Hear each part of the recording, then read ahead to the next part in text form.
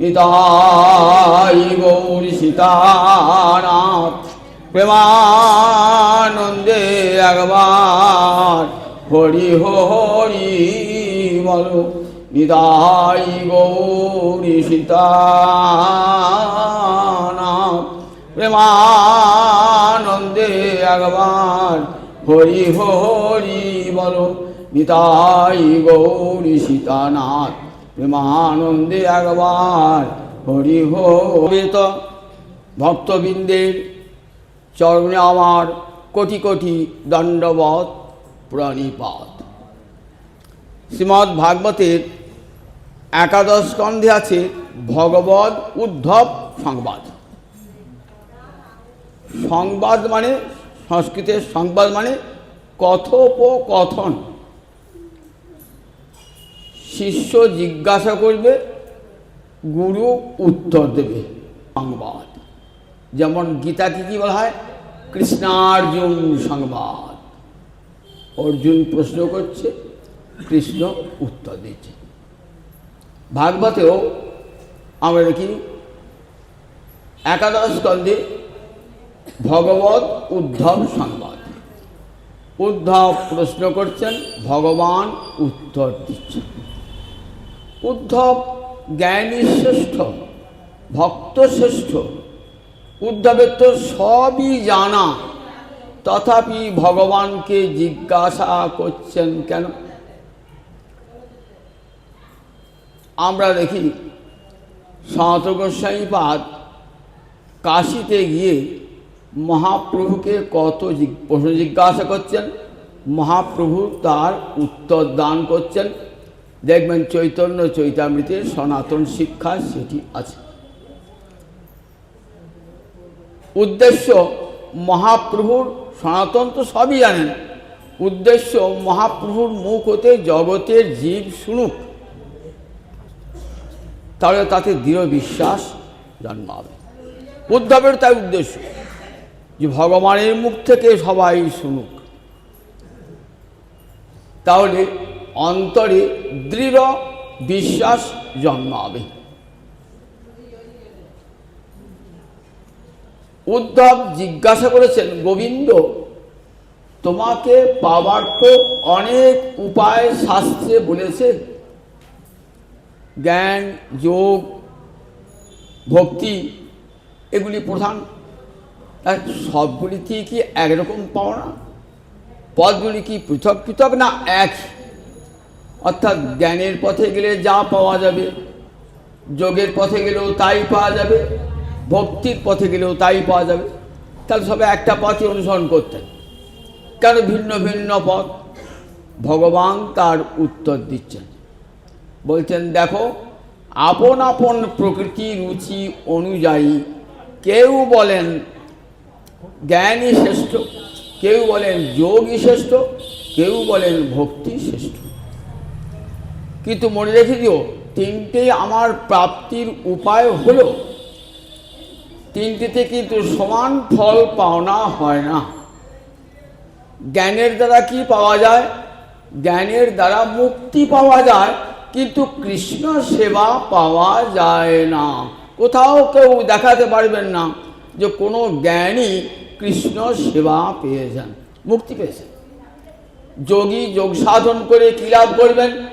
মুক্তি লাভ করবেন পরব্রহ্মের সঙ্গে, কিন্তু কোনোদিনই কোনো যোগী কৃষ্ণ সেবা পান না। ভক্ত মুক্তি তো পাবেনই, মুক্তির উপরে যে কৃষ্ণ সেবা, মুক্ত না হলে তার কৃষ্ণ সেবা হবে না। এই দেহ দিয়ে তার কৃষ্ণ সেবা হবে না। ভক্তির দ্বারা চিন্ময় পার্শ্বদ দেহ লাভ হয়, আর সেই পার্শ্বদ দেহে রাধা গোবিন্দের সেবা লাভ হয়। তাহলে দেখুন, তিনটে পথের মধ্যে কোন পথটা শ্রেষ্ঠ? যে পথে মুক্তি তো পাবই, সেই সঙ্গে পার্শ্বদ দেহে, চিন্ময় দেহে রাধা গোবিন্দের সেবা পাব। তারা কিন্তু তুষ্ট নন। আমরা দেখি প্রহ্লাদ, ধ্রুব, এরা মুক্তিতে তুষ্ট হন নয়, এরা চেয়েছেন কৃষ্ণ সেবা পেতে। কিন্তু যারা কৃষ্ণ সেবা পেয়েছেন তারা মুক্তি চাইছেন কি? মুক্তি চাইছেন না। কিন্তু যারা মুক্তি পেয়েছেন তারা চান মুক্তাপি লীলয়া বিগ্রহং কৃত্বা ভগবন্তং ভজন্তি। শাস্ত্রে বলেছে মুক্ত পুরুষ চান আবার আমাদেরকে দেহ দাও, এ মুক্তি ভালো লাগছে না, আবার আমাদেরকে দেহ দাও, সেই দেহ দিয়ে ভগবানের সেবা করব। তাহলে মুক্ত পুরুষেরাও চেয়েছেন ভগবানের সেবা, সেটা একমাত্র ভক্তিতেই হয়। এই ভক্তি যে কত বড়, এই ভক্তি কিভাবে লাভ করা যায়? ভক্তি লাভের সর্বশ্রেষ্ঠ পথ হলো ভক্তি লাভের কি পথ? বৈষ্ণবের পদ ধুলি তাহে মোর স্নানিকে তর্পণ মোর বৈষ্ণবের নাম বিচার করিয়া মনে ভক্তি রস আস্বাদনে মধ্যস্থ শ্রী ভাগবত পুরাণ। কি করে ভক্তি লাভ হবে? ভক্তি লাভের অনেক উপায় রয়েছে। শ্রীমদ্ ভাগবত একটি সহজ পথ বলে দিলেন। বললেন দেখো তোমাকে কিছুই করতে হবে না, যা যোগ্য তপস্যা কিছুই করতে হবে না, দান ধ্যান তপস্যা করতে হবে না, বৈষ্ণবের চরণধূলি অঙ্গে মাখো, ভক্ত পদ রজয়ার ভক্ত পদ জল, ভক্ত ভুক্ত শেষ এই তিনি সাধনের বল। ভক্তের পায়ের ধুলা, ভক্তের পা ধোয়া জল আর ভক্তের ভুক্তাবশেষ, এই তিনটে ভক্তি সাধনের শক্তি যোগায়। এই তিনটিতে ভগবান শ্রীহরির চরণে সুধীরা ভক্তি জন্মান। এখানে ভগবান নিজ মুখে সে কথা বলছেন। এই ভক্তি এত আকর্ষণীয় যে স্বয়ং ভগবান পর্যন্ত ভক্তি চাইছেন। উদ্ধব দেখো, উদ্ধব কেন বললাম ভক্তি শ্রেষ্ঠ? না, এই ভক্তি রসে আমারও বড় আনন্দ জানো। ভক্তি একটা রস, তো রসের আশ্রয় থাকে, বিষয় থাকে। রসশাস্ত্রে বলে রসের আলম্বন থাকে, রসের আলম্বন অর্থাৎ রসটা একজনে ধরে রাখে আর একজনে আস্বাদন করে, তাকে বলে আলম্বন। এই আলম্বন দুটো, একটা আশ্রয় আলম্বন, একটা বিষয় আলম্বন। অর্থাৎ ভক্তিরস যার হৃদয়ে তৈরি হয় তাকে বলে আশ্রয়, আর যে ভক্তিরসটা আস্বাদন করবে তাকে বলে বিষয়। আমি একটা সহজ করে বুঝিয়ে দিই।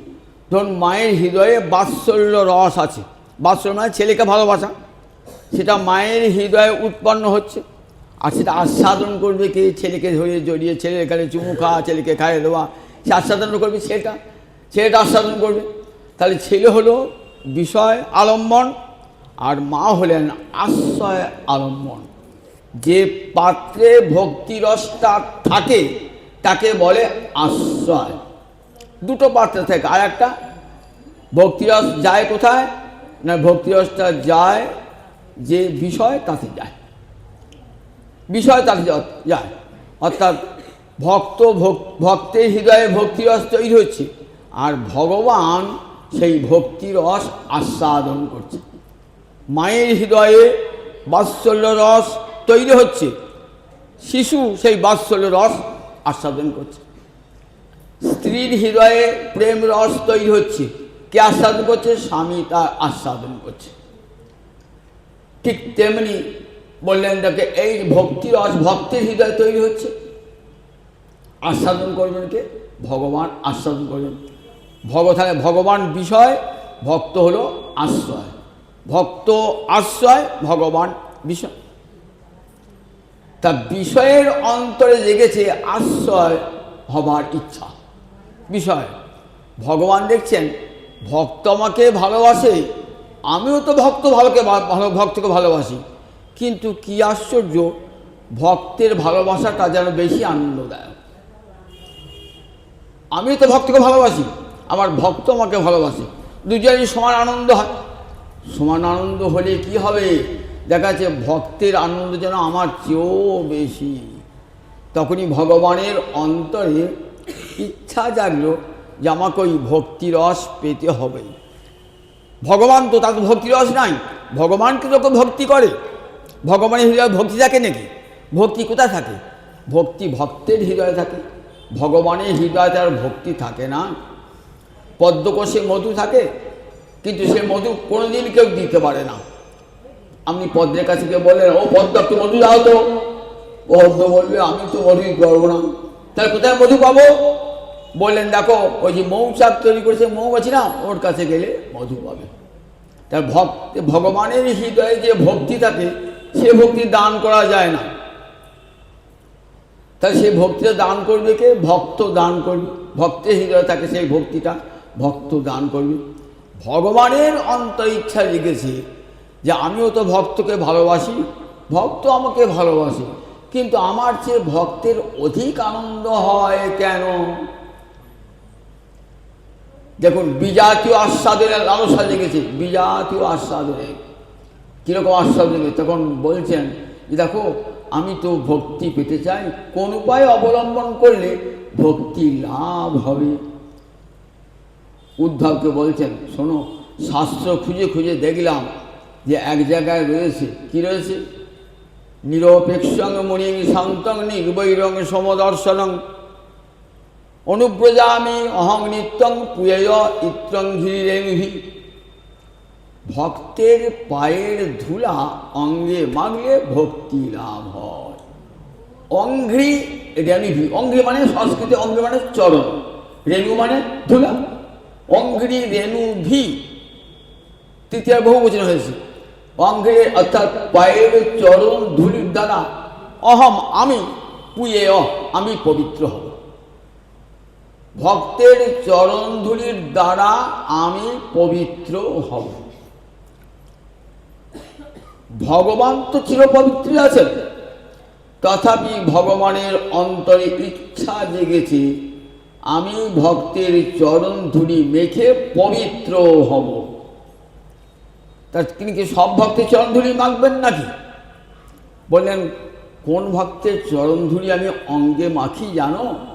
ভক্তের 5টা বিশেষণ দিলেন। নিরপেক্ষং মুনি শান্তং নির্বৈরং সমদর্শনম। ভাগবতের প্রতিটি শ্লোক এত মধুমাখা না।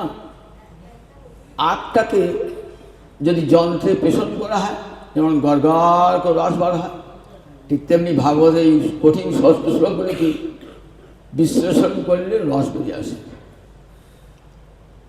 বলছেন নিরপেক্ষং, 5টা বিশেষণ দিলেন। নিরপেক্ষং মুনিং শান্তং নির্বৈরং সমদর্শন। এই 5টা গুণযুক্ত যে ভক্ত, সেই ভক্ত যদি যায় আমি সেই ভক্তের পশ্চাৎ পশ্চাৎ যাই। কেন যাই? তাদের চরণ ধুলি আমার অঙ্গে লাগবে, আমি পবিত্র হব বলে। নিরপেক্ষ মানে কি? নাস্তি অপেক্ষাং যস্য, যার কোনো অপেক্ষা নাই, কোনো অপেক্ষা থাকে না। কীরকম একটু উদাহরণ দিই। আপনি বৃন্দাবন যাবেন তো, তার জন্যে কি আমার টিকিটটা কেটে দেবে, অপেক্ষা আছে। এবার যার সঙ্গে যাবেন বলে, হ্যাঁ গো একটা ভালো ঘর ভাড়া করেছো তো, হোটেল ভাড়া করেছো তো, লজ ভাড়া করেছো তো, আচ্ছা সেখানে খাওয়া দাওয়ার কী ব্যবস্থা আছে? কত অপেক্ষা আমাদের। এইসব জেনে শুনে তবে বৃন্দাবনটা যাব, কত অপেক্ষা। আবার সেখানে গিয়েও ঠিক টাইমে যদি আহারটি না পান, ভালো শোবার জায়গাটি না পান, তাহলে কত অপেক্ষা।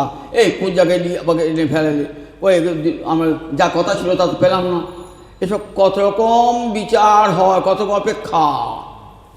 মহাপ্রভু বলছেন, যদি নিরপেক্ষ না হইলে না যায় ধর্মরক্ষণ। বললেন সত্যিকারে যারা ভক্ত হবে তারা তো এসবে বিচার করবে না। বৃন্দাবনে গিয়ে আমি কোন বাসায় থাকবো, কি খাবো, কি কোন কোন সময় খাবো, ঠিক সময় খেতে পাবো কি না, আশ্রয় একটু পাবো কি না, এসব ভাবতে থাকে না। একটা উদাহরণ দিই। দেখুন, মাধবেন্দ্রপুরীর নাম শুনেছেন তো? মাধবেন্দ্রপুরী মহাপ্রভুর পরম গুরু, অর্থাৎ গুরুর গুরু। তাকে কি বলে? পরম গুরু বলে। ঈশ্বরপুরী হলেন মহাপ্রভুর গুরু, ঈশ্বরপুরীর গুরু হলেন মাধবেন্দ্রপুরী।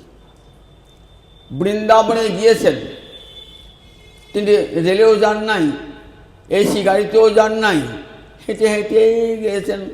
1 মাস 1.5 মাস পোষাবেন।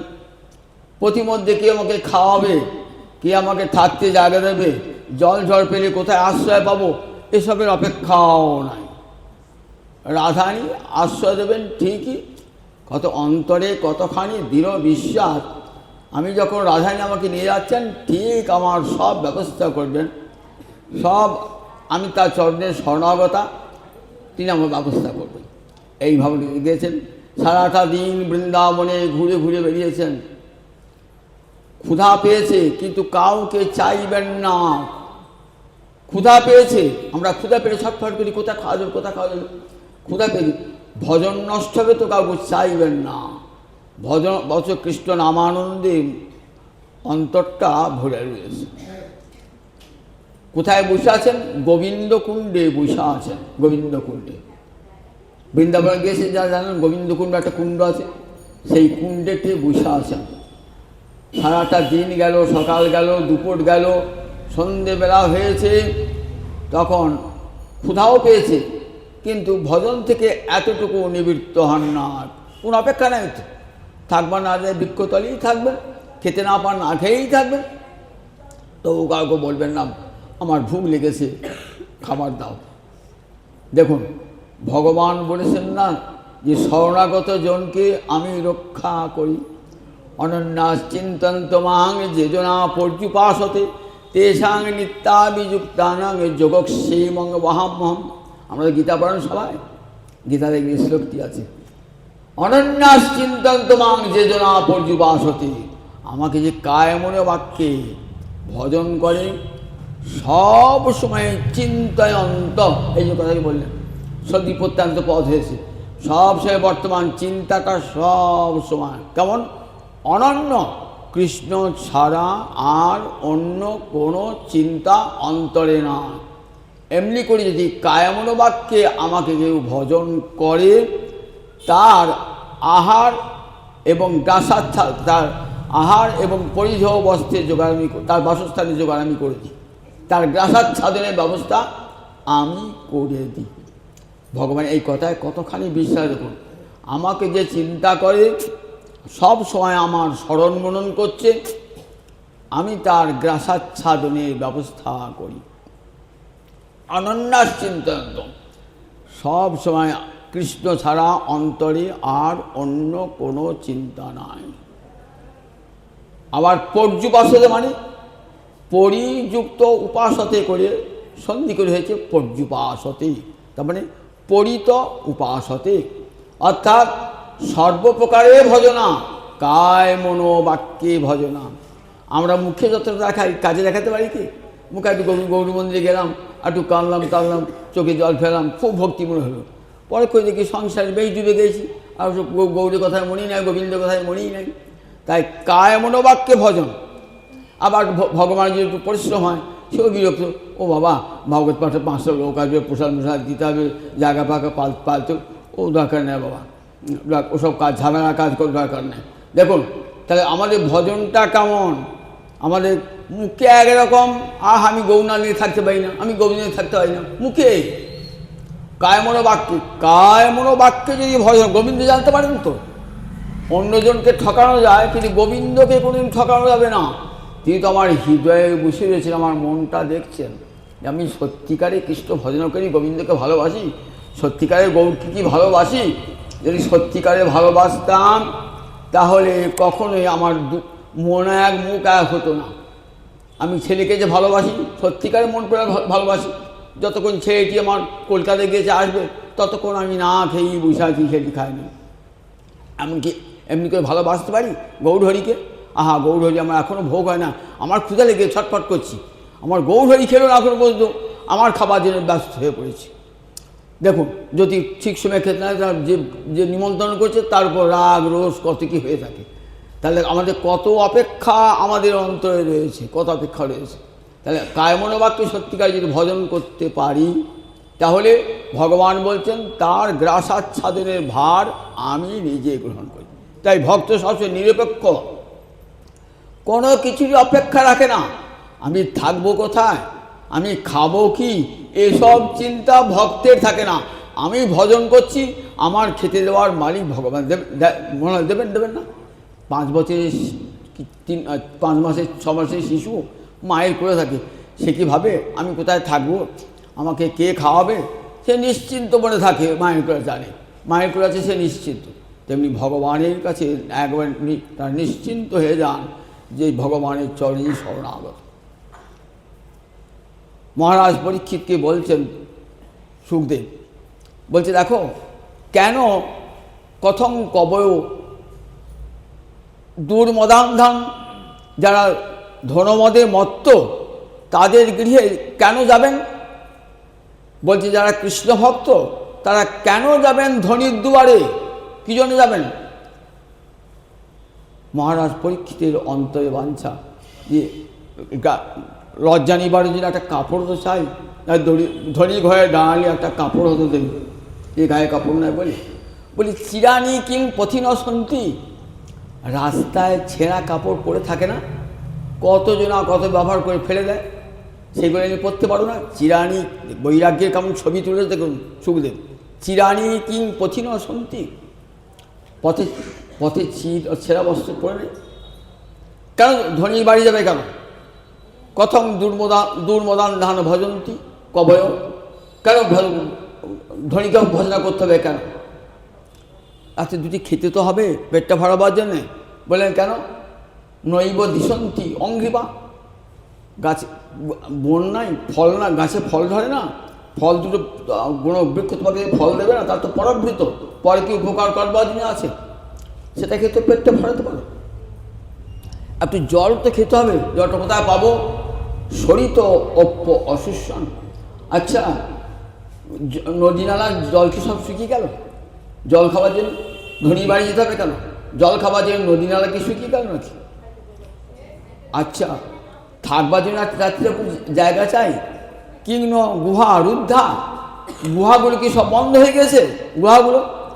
গুহায় যে থাকবো সেখানে ব্যাঘ্র ভল্লুক হিংস্র জন্তু আসবে।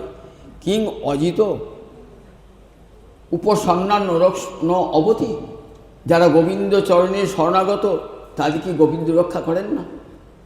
কেমন বৈরাগ্যের মূর্তি অঙ্কন করেছেন সুখদেব। তিনি থাকতেন যেখানে সেখানে ঝোঁকে জঙ্গলে থাকতেন, মাথার উপরে বৃষ্টি পড়ছে সব থাকতেন। ছয় গোস্বামী আদর্শের জীবন দেখুন, রূপ সনাতন এরা যখন বৃন্দাবনে গেছেন তখন কোনো ঘর বাড়ি নাই বৃন্দাবন, গোটা তো বন। লোকনাথ গোস্বামী, ভূগর্ভ গোস্বামী যখন বৃন্দাবনে গিয়েছেন কোনো ঘর বাড়ি কিছুই নাই, সব বন বাজার, বড় বড় গাছ, গাছের তলাতেই শুয়েছেন।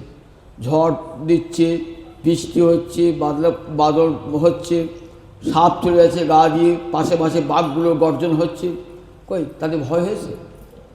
মদনমোহন মন্দিরে দেখবে এখন মদনমোহন মন্দিরকে এসে উঁচু টিলায় মদনমোহন সনাতন পুজো আছে, সেখানে অযাচক যদি কেউ দেন তাহলে খাবেন, নাহলে খাবেন না। কেমন নিরপেক্ষ ভজন জগৎকে দেখাচ্ছেন। তাই তো আজ ঘরে ঘরে আমরা করি জয়রূপ সনাতন ভট্ট রঘুনাথ, শ্রীজীব গোপাল ভট্ট দাস রঘুনাথ, এই ছয় গোসাইয়ের করি চরণ বন্দন, যাহা হইতে বিঘ্ন নাশ অভীষ্ট পূরণ। এই ছয় গোসাই এত নাম কেন? আর তো কারো নাম হয় না। ছয় গোসাই কেমন করে নিরপেক্ষ হয়ে ভজন করছেন দেখুন, বৃন্দাবনে নিরপেক্ষ হয়ে ভজন করছেন, কার কাছে কিছু চাইবেন না, গাছতলাতেই পড়ে আছে, আচ্ছাদনের দরকার নাই, জলে ভিজছেন, সাপ গায়ে ডুবতে চলে যাচ্ছে, বাঘ দূরে গর্জন করছে। জানেন এ দেহটা গোবিন্দের দেওয়া, যেদিন গোবিন্দ দেহটাকে নেবেন সেদিন দেহটা চলে যাবে, কেউ রক্ষা করতে পারবে না। কতখানি নির্ভরশীল ভগবানের কায় মনোবাক্যে ভগবানের সেবা করেছেন।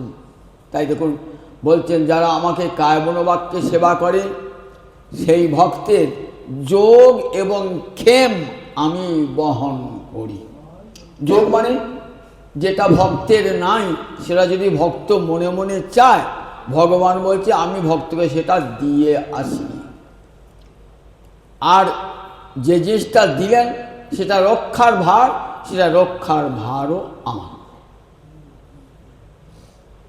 আপনার যে জিনিসটা নাই মনে মনে বাসনা করেছেন, ভগবান আপনাকে দিয়ে আসবেন। আমার যে জিনিসটা দিলেন তার রক্ষার ভারও ভগবান বলছেন আমার। বুঝুন একবার, তাহলে গোবিন্দ চরণে যদি কেউ শরণাগত হয়ে থাকে তার সব ভার গোবিন্দ গ্রহণ করে, এই দৃঢ় বিশ্বাস থাকে। তাই গোবিন্দকুণ্ডে বসে আছে। সন্ধ্যা হয়ে বিকাল গড়িয়ে সন্ধ্যা হয়েছে, এমন সময় দেখছেন একটা গোয়ালার ছেলে, বেশ কালো রঙের গোয়ালার ছেলে, একটা বেশ দেখতে খুব সুন্দর, হাতে এক ঘটি দুধ নিয়ে এসেছে। পুরীজি, তোমার ভুক লাগে নাই? তুমি আমার নাম জানলে কী করে, আর আমি যে ক্ষুধা তুমি জানলে কী করে? বলছে এই গোবিন্দকুণ্ডে ব্রজের মায়েরা এসেছিলেন, ব্রজের মায়েরা এসে বললেন তোমার নাকি ভুক লেগেছে। কী করে জানতে পারলেন ভুক লেগেছে? দেখুন একবার এসে এই নাও দুধটা খাও। ও শোনো, তোমাকে এত কথা বলবার সময় আমার নাই, আমার এখন গরু বাছুর সব গোয়ালে ঢুকছে, আমার সময় নেই। এই না, দুধটা রেখে দিয়ে গেলাম, তুই খাও, বুঝো, ধীরে ধীরে খাও, আমি যথাসময়ে এসে এটা নিয়ে যাবো। দেখুন সেই দুধটা খেলে পুরী গোসাই তাকিয়ে তাকিয়ে দেখলেন ছেলেটা এমন ছেলের মতো মনে হচ্ছে, কিন্তু ছেলে তো মনে হচ্ছে না, যেন স্বর্গ থেকে নেমে এসেছে কোনো দেবতা। এত দেখতে আকর্ষণ, ছেলেটিকে বারবার স্মরণ করছিলেন মনে মনে। দুধটা খেলেন, দুধ তো নয়, দুধটা তো অমৃত, দুধটা নয়, দুধ অমৃত। খেয়ে ঘটিটা নিয়ে বসাতে ভাবছে আবার যদি আসে না, দেখবো কখন আসছে তাহলে সেই ছেলেটিকে ভালো করতে। কিন্তু ছেলেটি তো আসে না। এবার আস্তে আস্তে একটু নিদ্রা গিয়েছেন, ভোরের দিনে, তখন দেখছেন ছেলেটি এসে হাত ধরে টানছে, মাধবপুরী, আমি তোমার পথ চেয়ে বসে আছি, এইখানে আমি বনের মধ্যে পড়ে আছি, তুমি আমাকে উদ্ধার করো। কে সেই বলুন দেখি? গিরিধারী গোপাল। কোথায় পড়ে আছে গিরিধারী গোপাল? পড়ে আছে কোথায়? মাটির নিচে। বিধর্মীর আক্রমণে সেবকেরা ফেলে দিয়ে পালিয়ে গেছে গোপালকে বনঝোপের মধ্যে। সেই থেকে গোপাল মাটি চাপা পড়ে আছে। সেখান থেকে গেলেন, সকালবেলায় উঠে কি করলেন, ওই গ্রামের লোকজনকে ডাকলেন যে দেখো গোপাল রয়েছে এই বনটায়, কিন্তু আমি তো বনটায় ঢুকতে পারছি না, এত বড় বড় গাছ কাঁটা ঝোপ যাবো কি করে?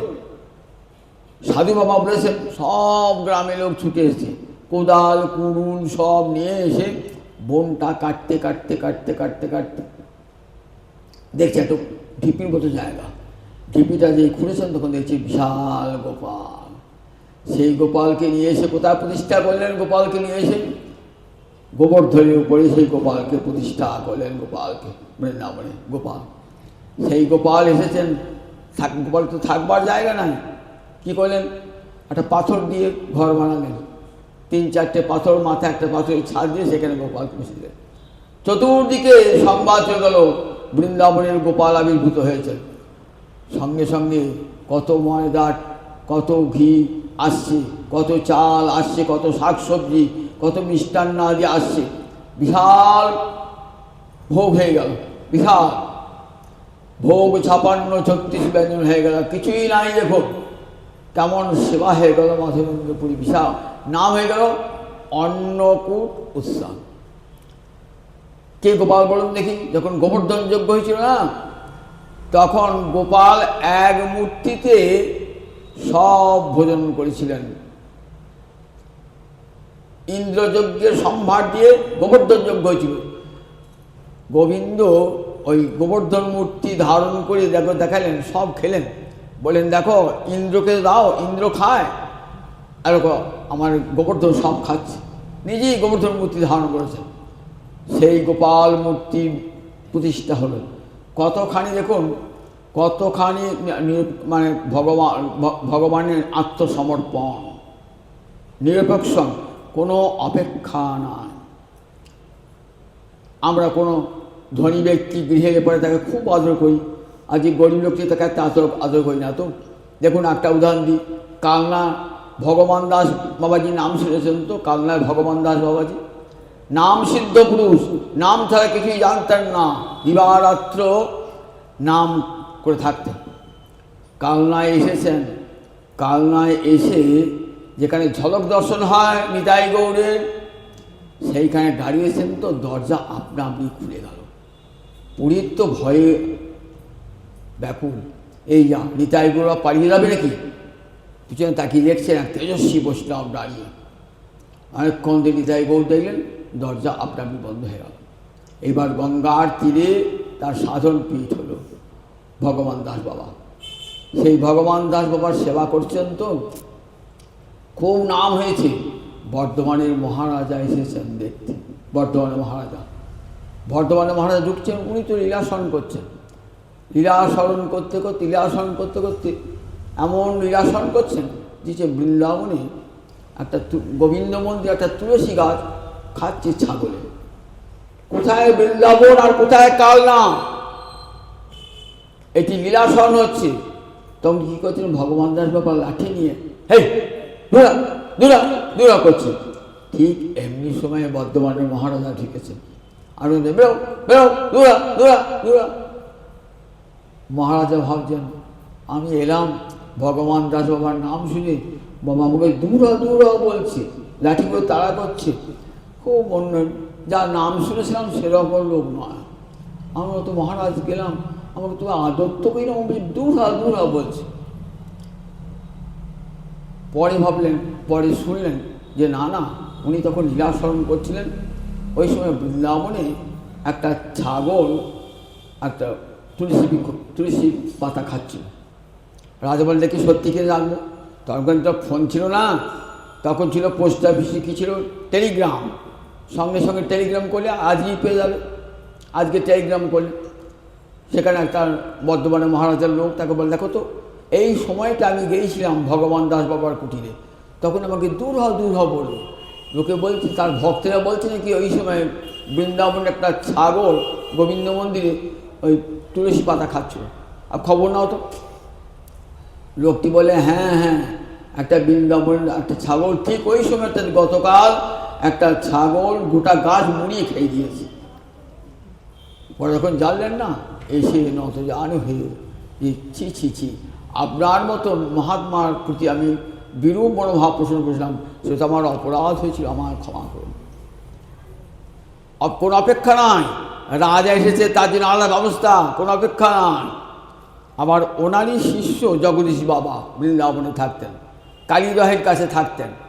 আমি আশ্রমটায় গেছি, কালীদহ জগদীশ বাবা ওনার শিষ্য, ওই ভগবান দাস বাবার শিষ্য। কালনা হাসপাতালের বড় ডাক্তার চিকিৎসক ছিলেন, নাম জগদীশ। অন্য নাম ছিল, পরে গুরুদত্ত নাম হয়েছিল জগদীশ বাবা।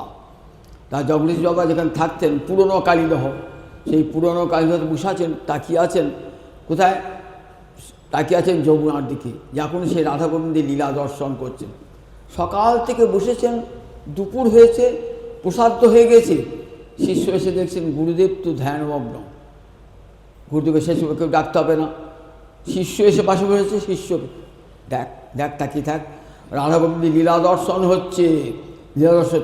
এদিকে ভোগ হয়ে গেছে, সকাল দুপুর হলো, দুপুরের পর বিকাল হলো, সন্ধে হলো, তখনও পর্যন্ত ধ্যান ভাঙে নাই। আহারের অপেক্ষা নাই। দেখেছেন কেমন ভজনটা, কেমন অন্যাপেক্ষা থাকলে পরে বৈষ্ণব ধর্ম করা যায় না, গোবিন্দকে ভজন করা যায় না, যদি অন্যাপেক্ষা থাকে। কোনো অপেক্ষাই নাই, কোনো অপেক্ষায় নিরপেক্ষ বলে আমার ভক্ত সব সময় নিরপেক্ষ, কারও কোনো অপেক্ষা করে না, একমাত্র আমারই অপেক্ষা করে, কবে আমায় কৃষ্ণ কৃপা করবে, এই অপেক্ষাটুকু থাকে। কোনো বড় লোক, কোনো নামী লোক আমাকে প্রশংসা করবে, যশ দেবে, এসব সে চায় না, কখনই চায় না। সে চায় কবে আমায় কৃষ্ণ কৃপা করবেন, এটাই তার অন্তরে একমাত্র অপেক্ষা থাকে। আমার ভক্ত মুনি কাকে বলেন? আমরা হবি নির্জনে বনে বসে রয়েছেন মুনি, সব তপস্যা করছেন, বলে না, যে মনন করে সেই মুনি। মনন মানে চিন্তন, 24টি ঘন্টা গোবিন্দ চরণ স্মরণ করছেন যিনি, তিনি মুনি। আমার ভক্ত এক মুহূর্ত চান না যে মনটা অন্য কিছু চিন্তা করুন। প্রহ্লাদ যেমন বললেন, প্রভু অবিবেকী ব্যক্তি যেমন সব সময় অর্থ চিন্তা করে, ঘরে যখন শুতে যায় খাটের উপরে তখনও তার চিন্তা, আবার ঘুমিয়েও স্বপ্ন দেখে টাকার। আমি যেন ঠিক এমনি করে তোমার চরণ চিন্তা করতে পারি। এর নাম মুনি। 24 ঘন্টায় যেন তোমার চরণ চিন্তা করতে পারি। আমার ভক্ত শান্ত। শান্ত মানে সমগুণ আছে যার, তাকে বলে শান্ত। সম একটা গুণ মানে অন্তরিন্দ্রিয়ের সংযমকে বলে সম। সম দম তিতিক্ষা অপুরতি। দম মানে বাইরের ইন্দ্রিয়ের সংযম। আমি চক্ষু মুড়ে থাকলাম, কিন্তু ভিতরে একটা চক্ষু আছে, সেটা দেখা থেকে বিরত হয় না। বাইরের চোখটা মুদ্রিত করলাম, ভিতরে কত রূপ দেখছি। কানটা বাইরে চাপা দিলাম, ভিতরে কত কথা শুনছি। বললেন সম মানে ওই ভিতরের ইন্দ্রিয়টাও অবদমিত, ভিতরের ইন্দ্রিয়টাও, তাকে বলে শান্ত। অর্থাৎ শান্ত কখন হয়ে যায়? যখন প্রকৃতির তরঙ্গ তাকে স্পর্শ করে না। প্রকৃতির তরঙ্গ, সত্য রজতম 3টে গুণ আছে প্রকৃতিতে, আর এই 3টি আমাদের অন্তরকে কী করে? চঞ্চল করে তোলে সবসময়। আমার এটা নাই সেটা পেতে হবে, এটা নাই সেটা পেতে হবে, অমুক আমার প্রিয়, অমুক আমার অপ্রিয়, কত প্রকার ভাবনা। এ আমার বন্ধু, এ আমার শত্রু, কত প্রকার ভাবনা আমার মনকে সব সময় চঞ্চল। আমার প্রতিবেশী এগিয়ে আছে, আমার নাই, এইরকম কত মনকে চঞ্চল করে তোলে, চঞ্চল করে তোলে। বলে আমার ভক্ত শান্ত সমগুণে, সে কিছুই চায় না। কৃষ্ণ ভক্ত নিষ্কাম, অতএব শান্ত। ভুক্তি মুক্তি সিদ্ধিকামী, সকলই অশান্ত। কৃষ্ণ ভক্ত নিষ্কাম, অতএব শান্ত। কেউ ভগবানকে ভজনা করছে কি জন্যে? যেন আমার ভালো ভোগ হয়, এই জন্যে। ছেলে পুলে নিয়ে সংসার ভালো করে ভোগ করতে পারি, টাকা পয়সা ধন দৌল দেহ প্রহ, ঘরে ঘরে খুব লক্ষ্মী নারায়ণ লক্ষ্মীর ভোগ সেবা হচ্ছে। উদ্দেশ্য একটা, লক্ষ্মী তোমাকে তো ভালোবাসি না, তোমার ধনটাকে ভালো দাও, তুমি ঐশ্বর্য দাও, সেই তোমাকে ভালোবাসি। নারায়ণ না এলেও হবে, তুমি এসো আমার ঘরে। নারায়ণকে সেবা করার দরকার নাই, নারায়ণকে সেবা করতে পাবো না, আমি তোমাকেই সেবা করব। এত লক্ষ্মীকে ভালোবাসি কেন বলুন দেখি? একবার লক্ষ্মী আর নারায়ণে বিবাদ হচ্ছে। লক্ষ্মী বলছে, দেখো আমাকে লোকে ঘরে ঘরে ভালোবাসে, তোমাকে অত ভালোবাসে। নারায়ণ বলছে, আমাকেও ভালোবাসে, তবে বেশ পরীক্ষা হয়ে যাক। লক্ষ্মী গিয়েছে একটা জায়গায়, সেখানে গিয়ে এক শেঠের বিশাল ধর্মশালা, অনেকগুলো ঘর, একবার একটা রাজকুমারী বেসে গিয়েছে। দিয়ে বলছে, কত ভাড়া? যা ভাড়া তার 10 গুণ ভাড়া দেবো আমি। শেঠ দেখেছে, শেঠজি ভাবছেন তাহলে তো মেলা টাকা পাবো, কিন্তু একটা শর্ত, অন্য কেউ যদি আসে তাকে ঘরটা ভাড়া দিতে পারবে না। বলে ঠিক আছে, শর্ত করলাম, তোমাকে ঘরটা তোমাকে ছাড়াবো না। শেঠজি ঘরটা, লক্ষ্মী সেখানে গিয়ে রয়েছে, শেঠজি ছাড়বেন। এমন সময় নারায়ণ গিয়েছেন। নারায়ণ গিয়েছেন তো, নারায়ণ যে গিয়েছেন না, নারায়ণ তো ব্রাহ্মণী বেশ ধরে গিয়েছেন, আমাকে একটু থাকবার জায়গা দেবে। আগে গিয়েছেন নারায়ণ, আগে গিয়েছেন নারায়ণ। নারায়ণ গিয়ে বলছে, আমাকে একটা ঘর ভাড়া দেবে? তবে হ্যাঁ ঠিক আছে, ভাড়া দেবো। আচ্ছা এই ভাড়া দেবো, কোন ঘরটা? এই ঘরটা। আচ্ছা কেউ যদি বলে যে এই ঘরটা আমাকে দেবেন, আমরা না না আমরা কি ঘর। ঠিক লক্ষ্মী চলে গিয়েছে। লক্ষ্মী ঘুরে ঘুরে বলছে, ওই যে ঘরটা সাধু বাবা রয়েছে না, ওই ঘরটা আমার চাই। নারায়ণ সাধু এসে গিয়েছে, সাধু বাবা ঘরটা চাই। তা ওই ঘরটা দিয়েছি, ওনাকে কথা দিয়েছি। উনি কত ভাড়া দেন? উনি 500 টাকা, আমি 5000 টাকা। উনি বাবা 5000! সাধু বাবা আপনাকে বলেছিলাম বলতে কথাটা, রাখতে পারলাম না। কেন গো? ওই যে একজন ধনীর মেয়ে এসে না, ও বলছে 5000 টাকা করে ভাড়া দেবো। আমি তো 5 টাকা ভাড়া দেবো। তুমি এই ঘর থেকে অন্য ঘরে চলে যাও, তোমার ঘর থেকে অন্য ঘরে চলে যাও। তুমি যে বললে ঘরটা, তা আমি জানতাম এত ভাড়া হবে। এইবার আবার নারায়ণ অন্য একটা বাড়ি থেকে ঘরে গিয়েছে, দিয়ে বলছে, দেখো আমাকে একটা ঘর দিয়ে ভাড়া দেবে? হ্যাঁ ঘর ভাড়া দেবো। হ্যাঁ 5 টাকা করে ভাড়া। তা ঠিক আছে, আমাকে তোলাবে না তো, আমাকে থাকতে হবে তো? তাহলে হ্যাঁ যেই আসুন থাকতে পারে। আবার সেখানে গিয়েছেন লক্ষ্মী। লক্ষ্মীকে বলছেন, আমাকে একটা ঘর দেবে, থাকতে হবে। হ্যাঁ তুমি কোন ঘরটা পছন্দ দিকে নেন? ওই ঘরটা সাধু আছে তো, ওইটা বাদ দিয়ে ঘুরতে ঘুরতে এই সাধু বাবার ঘরটাই পছন্দ। আমি তো অন্য কোনো ঘর নেবো না, সাধু বাবার ঘরটাই নেবো। ওর সাধু বাবা থাকতে বলেছি। কত ভাড়া দেয়? 500 টাকা। আমি 5000 টাকা ভাড়া। বাবা 5,000 টাকা ভাড়া দেবে? সাধু বাবা আমাদেরকে উঠতে হবে। এমনি করে উঠে যায়, এমনি করে উঠে যায়। এইবার সত্যিকারের ভক্তের গৃহে নারায়ণ গিয়েছেন, ভক্তের গৃহে লক্ষ্মীও গিয়েছে। নারায়ণ একটি ঘরে নাম সংকীর্তন করছেন ভক্ত সেজে, আর লক্ষ্মী গেছেন ধনীর কন্যা সেজে।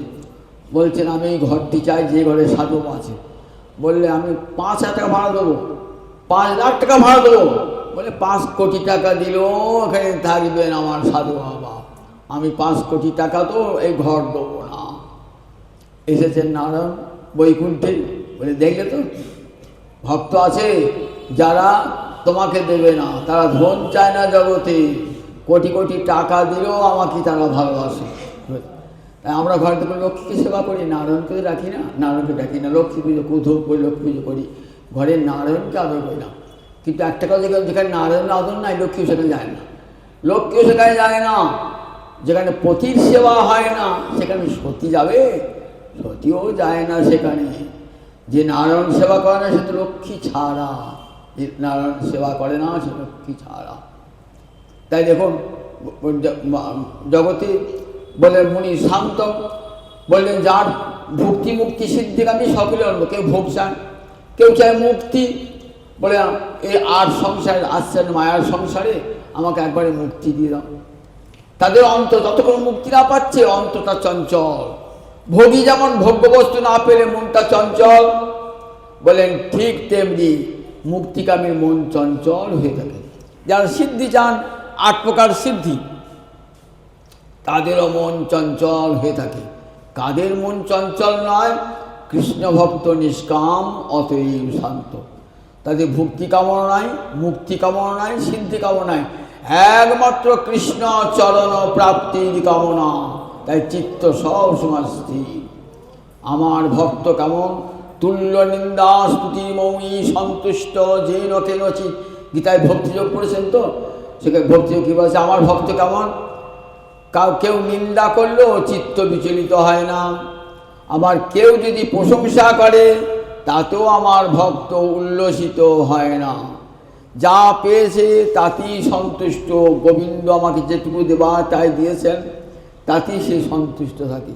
তুল্য নিন্দা স্তুতি মৌনী অনিকেত স্থিরমতি ভক্তিমান মেয়ে প্রিয় নর। আমার ভক্ত অনিকেত গৃহহীন, চায় না যে গৃহ তুমি যেখানে রাখবে প্রভু সেখানেই থাকবো। যদি গাছতলায় রাখো গাছতলায়, যদি ফুটপাথে রাখো ফুটপাথেই থাকবো, যদি ঘরে রাখো ঘরেই থাকবো, যেখানে খুশি। আবার যদি ভালো গৃহ রাখো, গৃহে রাখতে পারো, জানবে এই গৃহ আমার নয়, তাই গৃহে তার আসক্তিও নাই। তা বলে না এটা আমার বাড়ি, বলে আমার গোবিন্দের বাড়ি, গোবিন্দ থাকতে দিয়েছেন তাই আছে। স্থিরমতি, মনটা গোবিন্দ চরণে স্থির, তাই চঞ্চল হবে কেমন করে?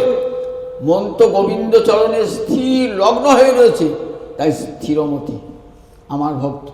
আবার আমার ভক্ত কেমন? নির্বৈর। নির্বৈর মানে কারুর সঙ্গে বৈরিতা শত্রুতা নাই কারুর সঙ্গে আমার ভক্তের। আমার ভক্ত সকলকে সমান চোখে দেখে, জগতে কাউকে শত্রু বলে ভাবে না। হর্ষামর্ষ ভয়োদ্বেগই, তাই ভক্ত অজাত শত্রু। যেমন যুধিষ্ঠির অজাত শত্রু। দুর্যোধন পঞ্চ পাণ্ডবকে দেখতে পারতেন না, কিন্তু পঞ্চ পাণ্ডবের যুধিষ্ঠিরকে খুব ভালোবাসতেন। যুধিষ্ঠিরকে শত্রু বলে ভাবতেন না, আবার যুধিষ্ঠিরও কখনো দুর্যোধনকে শত্রু বলে ভাবতেন না। দুর্যোধন নামটা ডাকতে পারতেন না, দুর্যোধন নামটা খুব খারাপ।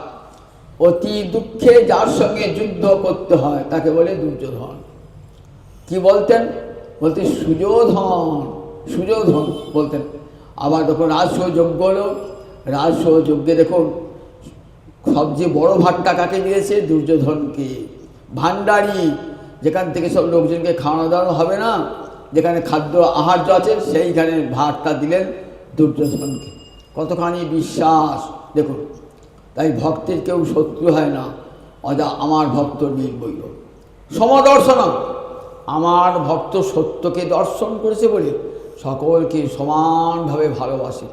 যে ব্রাহ্মণ তাকে প্রণাম করলাম, আর চণ্ডাল তাকে প্রণাম করলাম না ভক্ত, তুমি চণ্ডাল থেকে প্রণাম করলাম না। বলেন দেখো গোবিন্দ ওই ব্রাহ্মণের হৃদয়ে যেমন আছেন, ওই চণ্ডালের হৃদয়তেও তেমনি আছেন। ভগবান কি বিচার করে দেখে নাকি? এই ব্রাহ্মণের শরীর, আমি ব্রাহ্মণের হৃদয়ে থাকবো, চণ্ডালের শরীরে থাকবো না? ভগবানের কাছে বিচার নাই। ব্রাহ্মণ যা, চণ্ডালও তাই। সমস্ত হৃদয়, জীব হৃদয় ভগবানের মন্দির, সমস্ত জীব হৃদয়।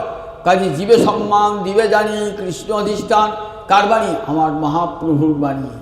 যে প্রতিটি মানুষকে সম্মান দান করবে, কেন? জানবে সমস্ত জীব হৃদয় কৃষ্ণের মন্দির। তাই সকলকে আদিজ চণ্ডালে সকলকে প্রণাম জানাবে। বৈষ্ণব সকলের কাছে মাথাটা নত করে থাকে, সকলের কাছে। তারপরে আমার ভক্ত সমদর্শনম, সমান করে সকলকে, ব্রাহ্মণকে যে চোখে দেখে, একটা চণ্ডালকে সেই চোখে দেখে, পশু পাখি কীট পতঙ্গকে সেই চোখে দেখে।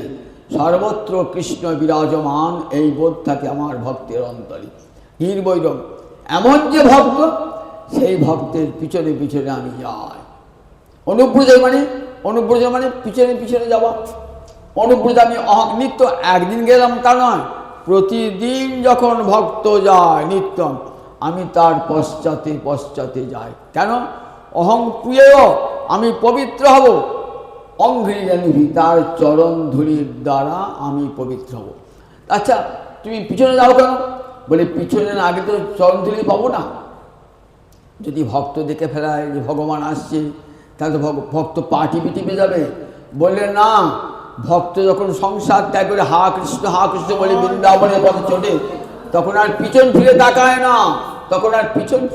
না, সে তখন যখন ছোটে মানুষ কি হয়, পায়ের ধুলো ওঠে, ছুটলে পরে এমনি হাঁটি চলুন। ভক্ত তো পাগলের মতো ছুটছে।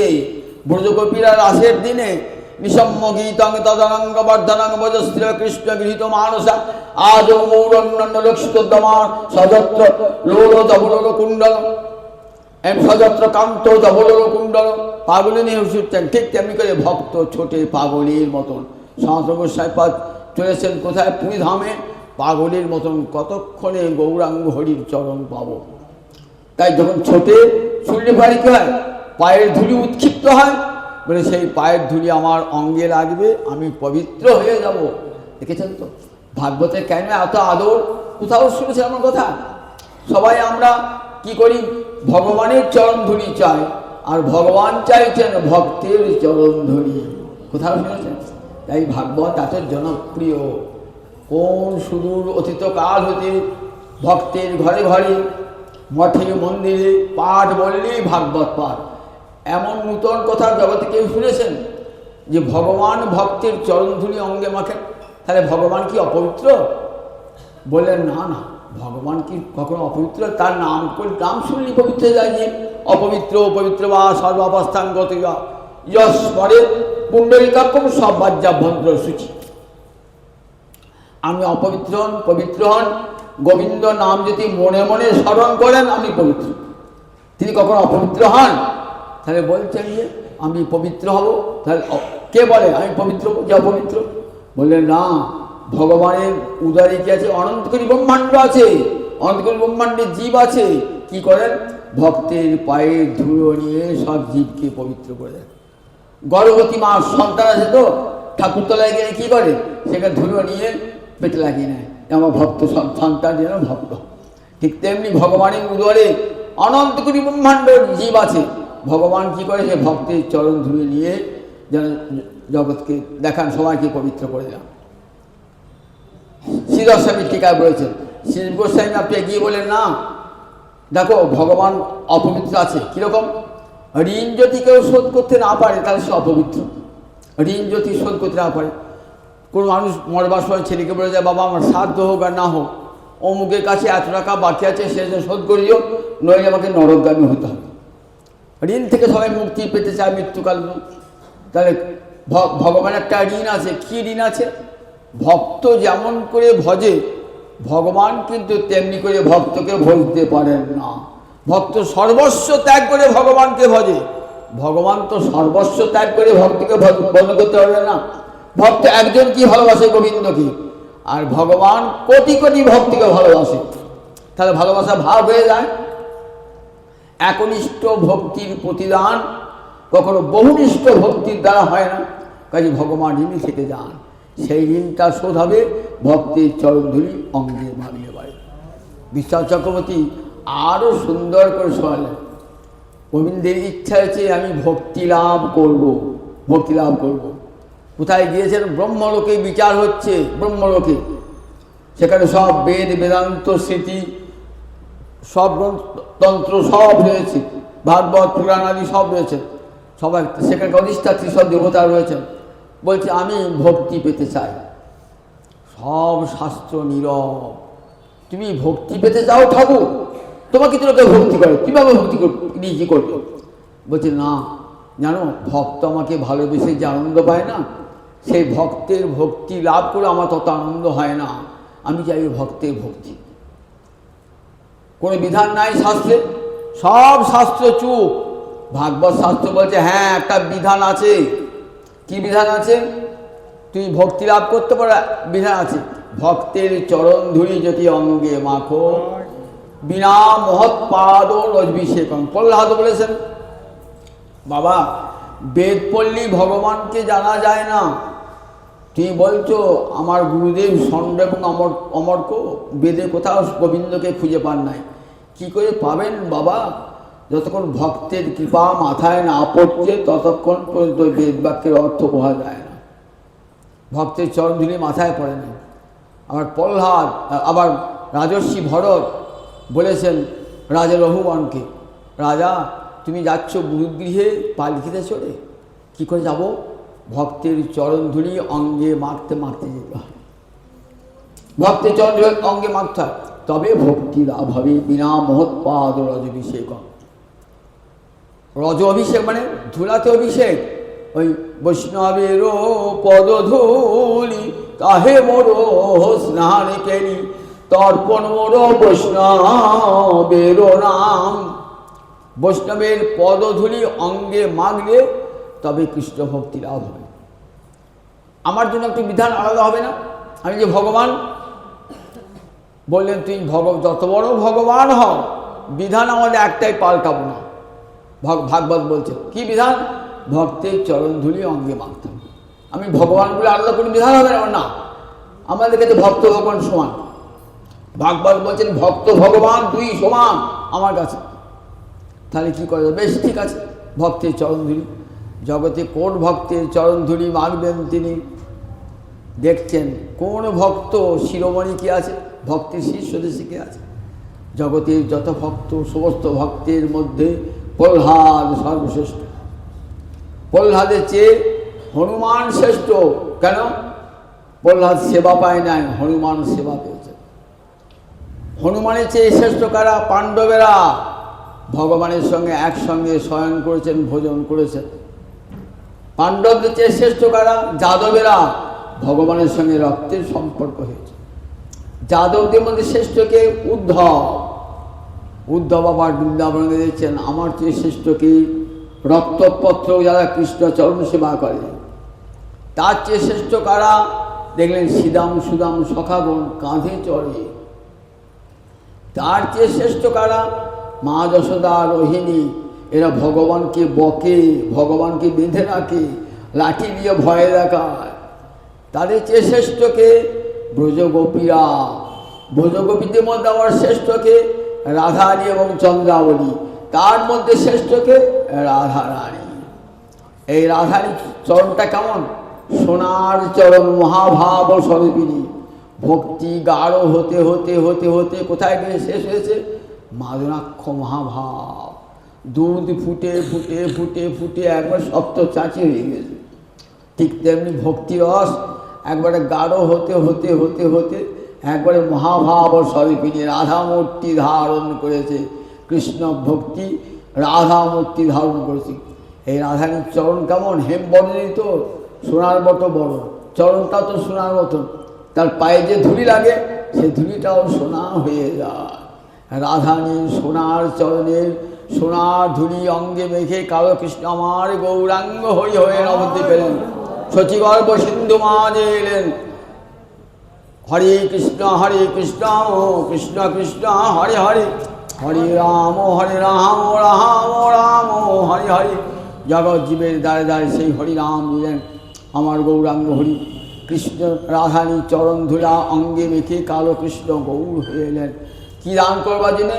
ওই ভক্তি, যে ভক্তি লাভ করেছেন সেই ভক্তি জগজ্জীবের দ্বারে দ্বারে নরে নরে গৃহে গৃহে সর্বত্র কৃষ্ণ নাম কৃষ্ণ ভক্তি দান করবার জন্যে জগজ্জীবের দ্বারে দ্বারে।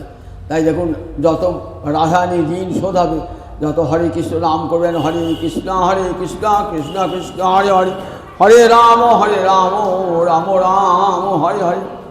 কলিযুগের মুক্তির মন্ত্র আমার দিয়ে গেলেন। রাধানী চরণধুলি অঙ্গে মেখে, রাধানী ভাবকান্তি অঙ্গীকার করে, রাধা প্রেমকে গুরু করে শচীগর্ভ সিন্ধু মাঝে আবির্ভূত হয়ে এলেন আমার গৌরহরি। আর নিতাই চাঁদ জগজ্জীবের দ্বারে দ্বারে গিয়ে কৃষ্ণ নাম কৃষ্ণ প্রেম দিলেন। কলিযুগের একমাত্র উপাস্য নিতাই গৌর, তিনি কৃপা করে হরিভক্তি দান করেছেন। দান না করলে আমরা গোবিন্দ ভজন করতে পারতাম না। সর্বশ্রেষ্ঠ বস্তু দান করলেন হরিভক্তি, যা স্বর্গের দেবতার বাঞ্ছা করে, সেই হরিভক্তি জগজ্জীবের দ্বারে দ্বারে নরে নরে দিলেন। জগতের জীব বসে বসে হরি কথা শোনো, আর হরে কৃষ্ণ কৃষ্ণ কৃষ্ণ হরে হরে, হরে রাম রাম রাম হরে, এই মহামন্ত্র জপ করো। কলিযুগে আর অন্য কোনো ধর্ম নয়। ভক্ত সঙ্গে বসেই ভাগবতী কথা শ্রবণ করো, আর হরিনাম মহামন্ত্র নিয়ে সংসার সাগর পার হয়ে যাবে। জয় নিতাই জয় নিতাই জয় নিতাই।